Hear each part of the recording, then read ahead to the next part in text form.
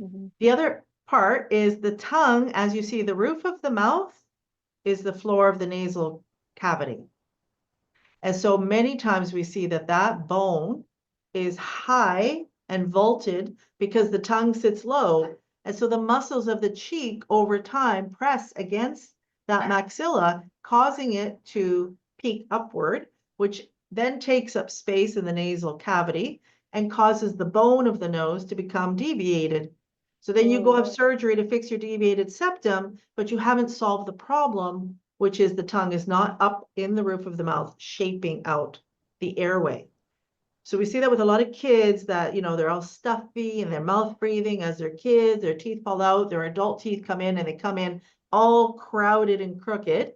Yeah. Because the tongue is not up where it needs to be and that space has not been shaped by the over 2,000 times that they're swallowing every day, breathing, talking, smiling, all of those things.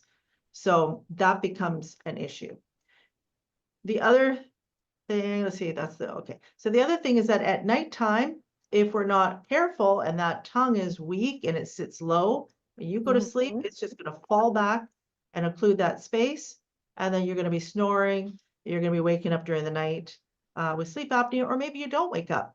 Maybe your brain wakes up just enough to keep you alive, but not actually help you. So your brain wakes you up enough to keep you alive, but you don't realize it's happening. But metabolically, you'll start to see changes. You'll start to see weight gain, mood changes. Children will become more irritable.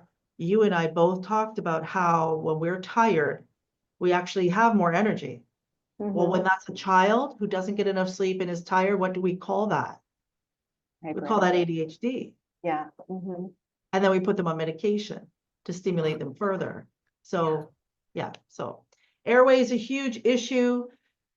Every sleep person, every patient that we get, even if they're not coming for sleep, every patient that we see, we start with an assessment, looking in their mouth, looking at their teeth, looking at the tongue, and does it fit into the upper palate?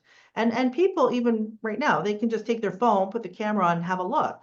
Do you have scalloped edging on the side of your tongue? Because it's not really actually fitting and it's getting pinched by the tongue. Did you thumb suck?